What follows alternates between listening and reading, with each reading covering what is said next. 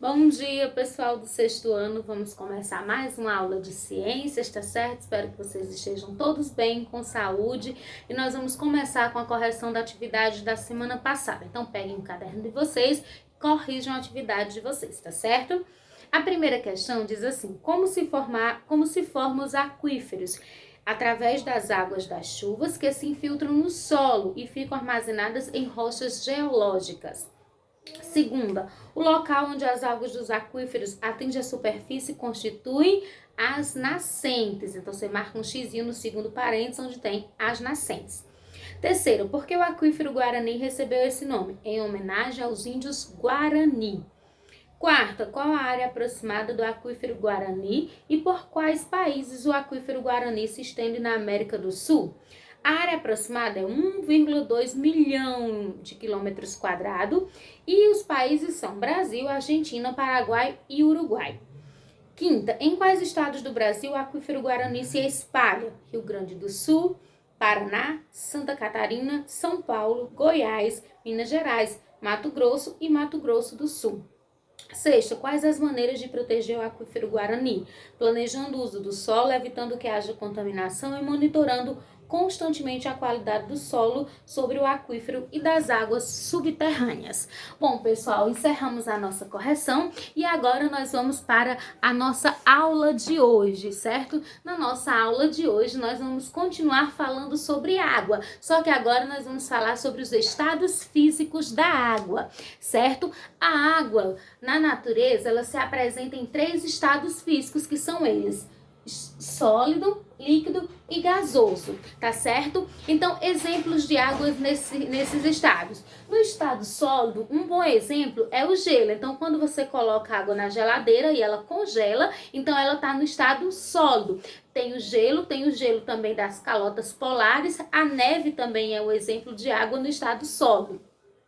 No estado líquido, é a água que está nos rios, mares, oceanos, lagos, é a água que nós bebemos na nossa casa, que usamos para fazer suco, para café, tomar banho, lavar louça, certo? E a água no estado gasoso é a água no estado de vapor. Esse tipo de água nós não conseguimos ver, ela está junto do ar que nós respiramos. O ar que a gente respira tem gases como nitrogênio, oxigênio e também tem vapor de água, que é água no estado gasoso. Uma das formas de você visualizar, não é nem que seja ver, visualizar, é quando a água ferve, fica subindo um vaporzinho, uma fumacinha. Aquela fumacinha é água no estado de vapor, mas ela só é visível porque tem contato com a superfície mais fria e fica condensa, certo? Então, a água no estado gasoso é no estado de vapor, certo? Mas a água, ela nem sempre vai ficar só sólida, só líquida ou só gasosa. Na natureza, a água ela vai sofrendo transformações e vai passando de um estado físico para o outro.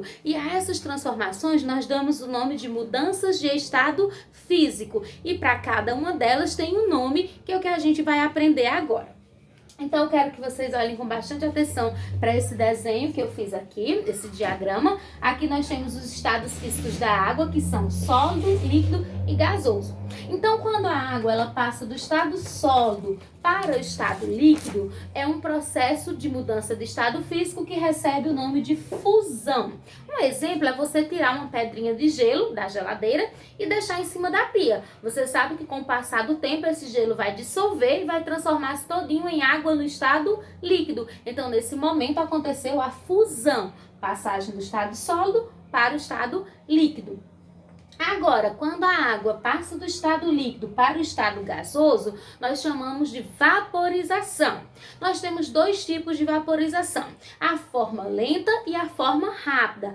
A forma lenta nós chamamos de evaporação. Um exemplo de evaporação é uma roupa secando no varal. Quando você põe a roupa para secar, ela está molhada, cheia de água. Com o passar do tempo, com a ação do vento e do sol, essa água vai passar toda do estado líquido, que está na roupa, para o estado gasoso, e aí a roupa vai secar. Só que a gente sabe que isso é um processo lento, não acontece de forma muito rápida. Então, essa é uma forma de vaporização, porque é passagem do líquido para o gasoso, e como é de forma lenta, nós chamamos de evaporação. Um outro exemplo de evaporação também é a evaporação da água dos açudes, rios, mares e oceanos, que evapora para formar as nuvens.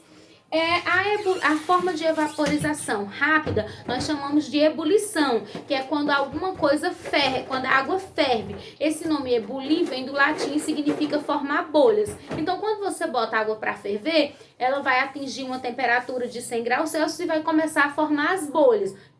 E você sabe também que se você não for olhar rapidamente, essa água vai passar toda do estado líquido para o estado de vapor e a panela que estiver com essa água vai ficar vazia, certo? Então, a forma de vaporização rápida nós chamamos de ebulição.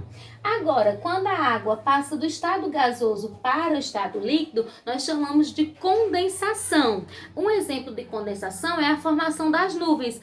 Como eu disse, a água dos mares, rios e oceanos evapora, fica no estado gasoso, né? Isso sobe para as camadas mais altas da atmosfera. Como a temperatura é mais fria, ela se condensa e forma as gotículas de água, se transforma em gotas de água que vão ficar presas nas nuvens. E aí, quando essas nuvens ficam muito cheias, muito pesadas, acontece o que a gente chama de chuva, que é conhecido na ciência como precipitação. Então, passagem do estado gasoso para o líquido, nós damos o nome de condensação.